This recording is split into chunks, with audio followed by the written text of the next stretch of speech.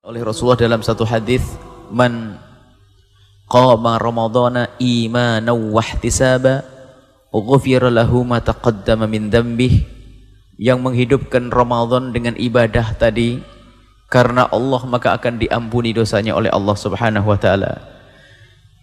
Kemudian di bulan Ramadan ada satu amalan wajib, yaitu puasa yang ya ayyuhalladzina amanu kutiba alaikumusyamu kama kutiba alal ladzina min qablikum la'allakum tattaqun.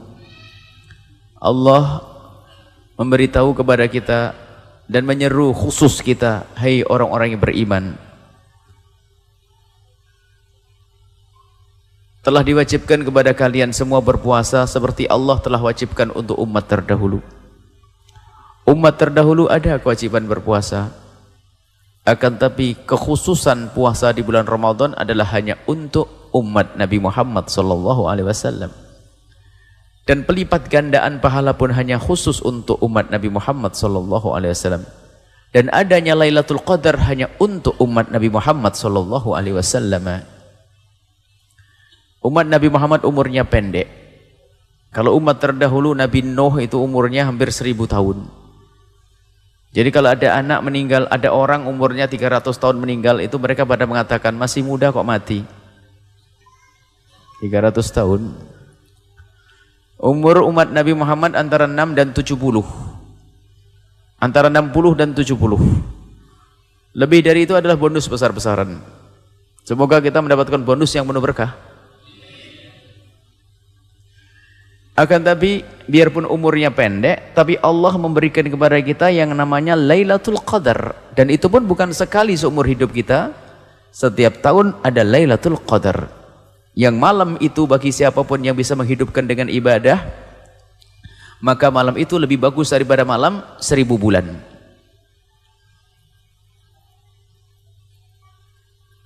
Lebih bagus dari 1000 bulan. Dihitung 1000 bulan. Itu lebih daripada umur kita. Bahkan nanti kalau dijumlah dari umur tahun ke tahun melebihi daripada umur Nabi terdahulu. Itulah umat baginda Nabi Muhammad SAW, umurnya pendek akan tapi mudah untuk mendapatkan pahala. Dan kalau dipikir ujiannya enteng. Sebab di dunia ini ujian, sebab Anda di ujian, ujiannya banyak, panjang atau pendek pengennya? Di kelasnya. Kalau dunia langsung ketahui paham. Nanti kalau pendek cepat mati gitu ya. Kalau kita masuk kelas ujiannya pengennya jangan lama-lama deh, dites, diinterogasi atau diuji. Pengennya cepat. Karena ujian itu gak enak. Deg-degan ditanya ini itu. Dan ujian di dunia itu ujian semua. Yang katanya enak pun ternyata juga bikin deg-degan juga. Gak punya suami, pengen suami susah. Giliran punya suami kadang susah katanya. Nggak punya anak susah, punya anak sakit susah. Susah. Dunia susah. Nggak punya duit bingung. Pak punya duit bingung belanja apa? Bingung. Saya manusia. Kalau sudah di surga sudah enak betul. Terlintas di hati sudah dikasih oleh Allah Subhanahu wa taala. Baik ini dunia ujian. Dan untuk umat Nabi Muhammad ujiannya pendek. Tapi ujian yang pendek ini akan diberi oleh Allah imbalan yang besar di hadapan Allah Subhanahu wa taala. Dengan ujian yang pendek, tapi kualitasnya melebihi daripada umat terdahulu. Di antaranya kita diberi bulan Ramadan, bulan dilipat gandakan pahala, dan di bulan Ramadan ada lagi nanti Lailatul Qadar yang disembunyikan oleh Allah. Disembunyikan pun di tempat-tempat yang penuh dengan keberuntungan. Jadi ibaratnya begini, ada 30 kolam ikan. 30 kolam ikan. Ada 30 kolam ikan. Cuman ada salah satu kolam ikan ini, kolam ikan yang kepalanya emas. Nah, anggap saja ini, kalau saya buat contoh dunia dulu. Kepalanya emas. Cuman di setiap kolam ikan itu ikannya banyak, ada udang segala macam. Jadi kita pun nyiduk biarpun tidak kena ikan emasnya, ikan kepala emas, tapi dapat ikan yang lainnya. Kan itu. Artinya misalnya kita menghidupkan malam Ramadan yang pertama, biarpun malam itu belum Lailatul Qadar, tapi pahalanya tetap berlipat ganda. Inilah umat Nabi Muhammad SAW. Malam yang kedua kalau belum ketemu Lailatul Qadar, ternyata kita menghidupkan malam itu, kita mendapat pahala yang berlipat ganda. Dan sengaja disembunyikan. Kalau urusan dunia kita senang. Yang penting 30 kolam itu milikku, terserah disembunyikan di mana, yang penting panen terus, kan gitu. Mestinya kita, yang penting aku akan panen setiap malam. Tidak tahu Lailatul Qadarnya di malam yang mana, saya nggak tahu. Kalau kita paham urusan duit, mestinya kita lebih paham urusan ini. Kalau urusan kolam, ada 30 kolam, saya dapat, sudah panen terus, ada berapa puluh juta, baru ada kepala emasnya, ini lebih gede lagi. Cuman kepala emasnya disembunyikan. Lailatul Qadar disembunyikan oleh Allah di antara 1 bulan itu. Dan alhamdulillah disembunyikan oleh Allah. Supaya kita tidak terlena.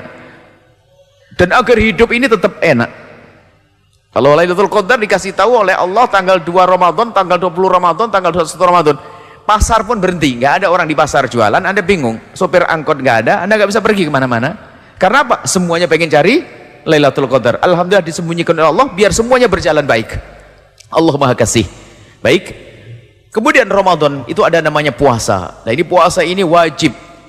Man shoma Ramadanan, man shoma Ramadana imanan wahtisaban, ghufira lahu ma taqaddama min dhanbi. Berpuasa di bulan Ramadan sebab pengampunan dari Allah Subhanahu wa taala. Dan buah puasa adalah ketakwaan, karena puasa itu adalah kita jujur kepada Allah. Dan kita juga ikut merasakan bagaimana keadaan sesama kita yang fakir, yang pernah merasakan kelaparan. Jadi dalam berpuasa itu belajar bagaimana kita mendekatkan diri kepada Allah, sekaligus bagaimana belajar kita baik dengan sesama manusia. Dan itulah hakikat takwa, adalah baik kepada Allah dan baik kepada manusia. Yang baik kepada Allah tidak baik dengan manusia, bukan bertakwa. Mungkin seorang ahli sujud, mungkin seorang ahli puasa, sujud, sholat banyak, akan tapi jika ternyata tidak baik dengan manusia, enggak dianggap bertakwa. Atau sebaliknya, dia baik dengan manusia tapi tidak baik kepada Allah, bohong, dia tidak bertakwa karena dia tidak kenal Allah. Maka dengan berpuasa ini kita belajar. Maka janji Allah, kalau engkau berpuasa benar, la'allakum tattaqun, niscaya engkau akan menjadi orang yang bertakwa. Buah dari yang namanya berpuasa.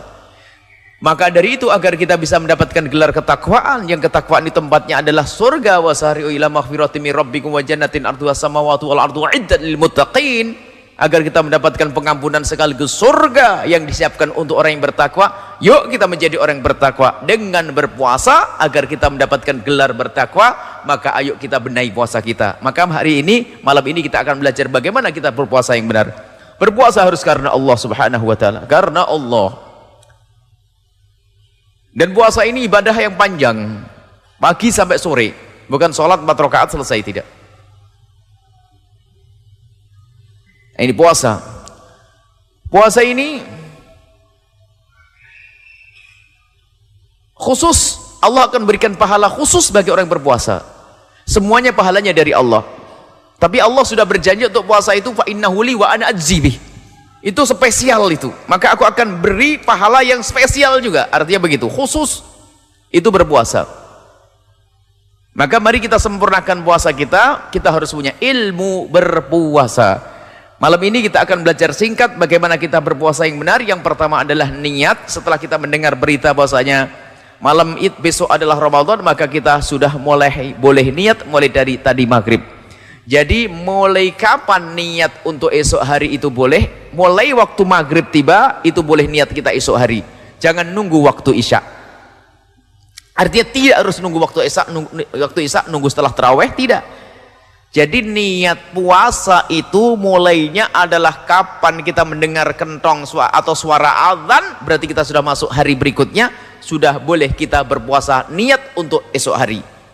Niat puasa esok hari. Cuman umumnya kita kalau niat kapan? Setelah tarawih. Ya boleh saja. Sampai kapan? Yang penting mulai terbitnya matahari, kita sudah mulai boleh niat untuk esok hari sampai terbitnya fajar. Kalau sudah fajar terbit, nggak boleh lagi niat. Nggak ada niat lagi kalau sudah masuk waktu subuh. Jadi waktu niat kita terbentang sepanjang malam itu. Dan kita wajib menginapkan malam, menginapkan niat. Kita tabyid, wajib kita niatnya di malam hari. Kalau kita lupa tidak niat di malam hari, puasa kita tidak sah. Maka harus niat di malam hari. Dan niat itu cukup dengan hati, dan niat itu mudah. Jangan dipersulit urusan niat. Niat itu boleh. Nawaitu shauma ghadin an adai fardhi syahri ramadhana wa hadhihi sanata fardhu lillahi ta'ala. Itu panjang, gak hafal saya, sudah dah. Nawaitu soma, aku kalau dah hafal panjang itu, aku niat puasa Ramadan, selesai. Ya Allah, saya mau puasa besok, ya Allah Ramadan, selesai. Faham, Allah ngerti. Yang penting Anda bermaksud mau berpuasa esok hari. Nah ini. Niat digampangkan. Kadang-kadang nawaitu soma hoten dipanjang-panjangin tambah ruwet. Kadang-kadang fi'ism ghairu musharrifnya Ramadana, Ramadani, Ramadan. Ini murid. Nah, ini Ramadan tetap sah kok. Jadi jangan dipersulit untuk orang. Nah itu soma, kalau ada belajar niat yang benar yang lebih sempurna, bolehlah. Nah itu soma khotin an ada ifardi syahri ramadhani hadhihi sanati. Kok jadi tibu ya? Itu bukan bahasanya orang nahwu, berarti bingung. Ramadhani hadhihi sanati fardhulillahi ta'ala. Nah, ini jadi niat yang panjang boleh, sempurna ini. Niat yang panjang sempurna boleh, tapi yang penting itu paling pentingnya niat tuh apa? Aku niat puasa Ramadan, selesai. Sebab ada sebagian orang yang susah menghafal, apalagi ini ibadah tahunan. Kalau sholat kan sehari 5 kali, jadi mudah menghafalnya. Tapi kalau puasa kadang-kadang sudah nggak puasa, sudah lupa. Jadi sekarang sudah itu mulai hafal niat, nggak hafal kertasnya ketinggalan, bisa nggak puasa nanti. Jadi dimudahkan saja urusan niat. Aku niat puasa esok hari, selesai. Baik. Dan harus di malam harinya, mulai dari terbenamnya matahari sampai sebelum fajar terbit, sebelum waktu subuh. Baik, setiap malam satu menurut madhab kita Imam Asy-Syafi'i radhiyallahu ta'ala anhu. Cuman nanti untuk kemudahan, mohon nanti kita niat mengikuti madhabnya Imam Malik. Kalau niat itu diborong saja, karena madhab Imam Malik, karena satu Ramadan dianggap satu paket. Jadi boleh kita niat di malam yang pertama puasa itu, ya Allah, aku mau niat puasa penuh sebulan di bulan Ramadan, gitu. Allah sudah paham dan ngerti. Nanti hari berikutnya, kalau Anda masih ingat niat, hendaknya Anda niat. Kalau tiba-tiba Anda lupa, Anda sudah niat ikut madhab Imam Malik rahimahullah ta'ala. Jadi dirapel niatnya, boleh didobel niatnya. Malamnya niat, malam pertama Ramadan, aku niat puasa Ramadan sebulan penuh, ya Allah, selesai. Itu dipermudah saja urusan niat. Dan niat itu di dalam hati sudah sah. Tidak usah diucapkan. Misalnya begini, Anda ingat niat, langsung saja dilintaskan dalam keadaan apapun. Dalam keadaan apapun. Bahkan mungkin dalam keadaan Anda di dalam sholat. Kalau sholat, niat sholat batal. Tapi kalau di dalam sholat terlintas di hati Anda ingin puasa, itu sudah sah niat Anda. Misalnya, saking begitu pentingnya niat, jangan sampai ketinggalan. Makanya niat pun boleh habis buka, Allahumma lakal sumtu, selesai. Setelah itu apa? Selesai, langsung baca niat, boleh sah. Atau nunggu tarawih sah, atau nunggu sahur sah, selesai. Ini masalah niat saja. Kemudian setelah Anda niat, Anda harus menjauhi segala sesuatu yang dilarang agar sah. Jadi puasa itu adalah menahan diri dari hal yang membatalkan, mulai dari terbitnya fajar shadiq, masuk subuh maksudnya, sampai terbenamnya matahari. Menghindarkan diri kita dari hal-hal yang membatalkan puasa. Maka setelah itu kita wajib belajar apa sih yang membatalkan puasa. Apakah membatalkan puasa cukup tidak makan saja? Oh tidak. Dan batalkan puasa ada yang batalkan secara lahir dan batalkan secara batin. Kita akan bicara tentang yang membatalkan puasa secara lahir sehingga hukum puasa menjadi tidak sah, yaitu ada 9 hal yang membatalkan puasa. Ini sudah sering kami ulang-ulang, dan juga bersama seringnya sebagian kita lupa, maka begitu juga kami akan mengulang-ulang. Jadi yang membatalkan puasa itu ada 9, saudara. Pokoknya dihafal 9, selebihnya jangan dipikirin. Ada buku kecil ini, bisa dicari nanti. Puasa praktis, 9 hal yang membatalkan puasa, dan 9 orang yang boleh berbuka puasa. Ini praktis ringan. Ini bisa diajarkan di musola-musola ringan, sedikit demi sedikit. Ini bisa 3 hari, 4 hari khatam, sehingga orang punya bekal berpuasa yang... Misalnya begini, yang dikatakan puasa itu apa coba? Enggak, ini latihan jadi ahli fikih. Yang dikatakan puasa itu apa coba? Menahan. Umumnya orang kan menahan lapar dan minum dari fajar shadiq menjadi sampai terbenamnya matahari. Nah sekarang pertanyaannya, kalimat menahan apa? lapar dan haus, itu maknanya itu kan sebetulnya masih salah. Redaksi itu salah, karena juga nggak boleh hubungan intim, nggak boleh memasukkan apa saja ke lubang dan sebagainya dan sebagainya. Terus lalu batasannya sampai matahari terbenam. Ada beberapa daerah yang terbenamnya matahari itu tidak wajar. Sampai misalnya siangnya itu 22 jam. Atau kebalikannya, nggak ada matahari terbit, nggak ada matahari tenggelam, kayak di kutub. Sehingga saya berkali-kali bilang, ulama Indonesia itu kenapa alim? Itu ya diantara faktornya itu ada unsur kebetulan. Jika ada dia katakan hoax. Coba kalau kamu jadi ulama di kutub, terus cerita, baca takrib di sana. Awal waktu sholat subuh itu dimulai dari tulul fajri sodik sampai terbitnya matahari. Orang kutub sih tertawa-tawa, mataharinya mana Pak? Waktu zuhur adalah ketika matahari agak tergelincir ke arah barat dari garis tengah. Oh yang bener aja. Tidak ada matahari, semua ukurannya matahari. Sehingga dalam ilmu falak astronomi diterangkan daerah yang enggak dilewati khotul istiwa, kalau dalam bahasa Indonesia disebut khotul istiwa, itu sebenarnya dari ilmu falak Arab, itu namanya khotul istiwa. Khotul itu garis, istiwa itu garis tengah. Khotul istiwa terjadi bahasa Indonesia khotul istiwa. Kayaknya tidak mungkin lah orang Indonesia pertama ahli falak, dia ahli dulu itu orang Arab, karena ilmunya dari Arab. Kulaan. Jadi dari kulaan terus dijadikan bahasa sendiri, ya Pak. Katulistiwa. Seperti Tas Mahal, sebenarnya dari bahasa Arab Mumtaz Mahal. Mumtaz itu spesial, mahal itu tempat. Bahasa Indonesia jadi Tas Mahal. Itu kacau semua itu biasa. Saya terangkan. Karena kita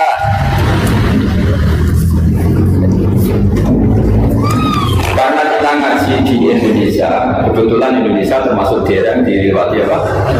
Katulistiwa. Sehingga waktu kita normal, trennya ya 12 sama berapa?